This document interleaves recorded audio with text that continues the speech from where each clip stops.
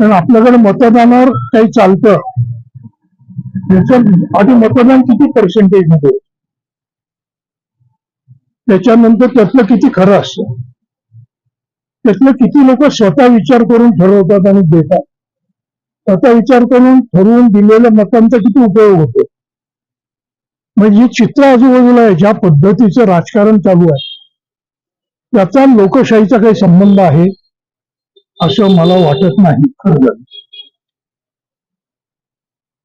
खऱ्या अर्थाने लोकशाही पाहिजे तर लोकांना शिक्षण दिलं पाहिजे, लोकांना जगण्याची मिनिमम हमी मिळाली पाहिजे, तर त्यांना विचार करणं परवडेल अशी परिस्थिती आहे.